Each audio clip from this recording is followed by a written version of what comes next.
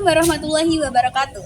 Halo teman-teman, perkenalkan kita dari kelompok 5 kelas 10-4 akan menjelaskan sedikit mengenai sainsme, yaitu salah satu materi di mapel geografi. Kalian tahu nggak sih apa itu sainsme? Ingin tahu apa itu sainsme? Jangan skip video kita dan tonton sampai habis ya. Yang disebabkan oleh penelitian. Apa itu seisme? Jadi, seisme merupakan peristiwa kegempaan yang mana biasanya ini dikaitkan dengan konteks gempa bumi atau pergeseran lempeng bumi.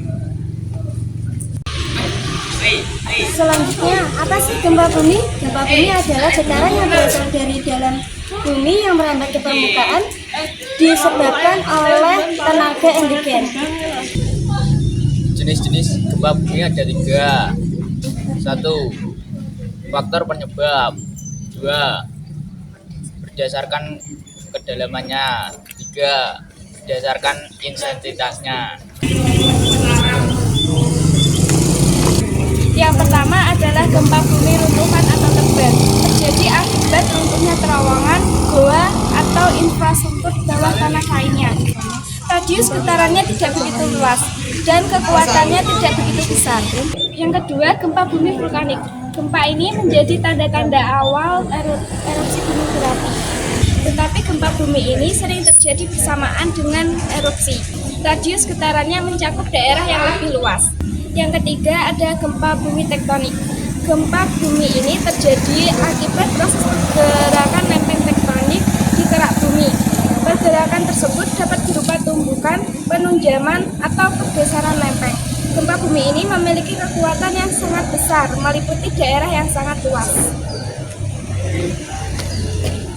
Kedua, berdasarkan kedalamannya. Poin pertama, gempa dangkal. Gempa dengan kedalaman hipotensrum kurang dari 70 km di bawah permukaan bumi. Poin kedua, gempa menengah.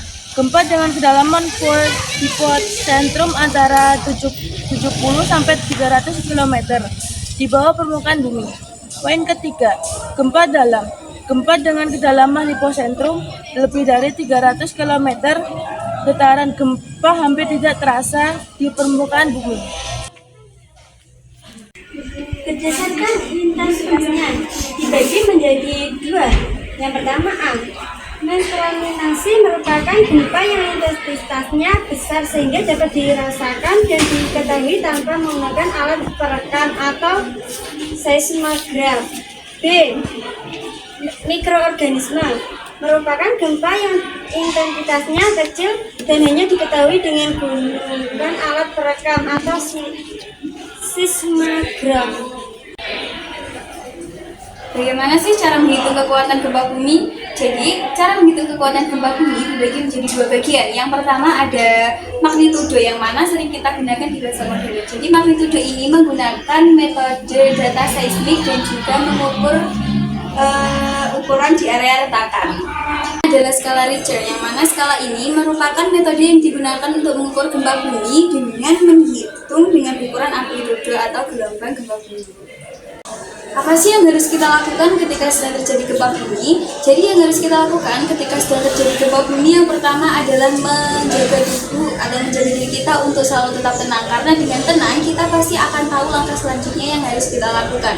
Kedua yaitu melindungi tubuh dari runtuhan benda. Usahakan supaya tidak berada di dekat gedung tinggi supaya kita tidak terhimpun oleh runtuhan-runtuhan benda yang jatuh akibat gempa bumi. Sekian video presentasi dari kami. Jika ada kesalahan ataupun tutur kata yang kurang berkenan di hati teman-teman semua, kami mohon maaf yang sebesar-besarnya. Akhir kata, wassalamualaikum warahmatullahi wabarakatuh.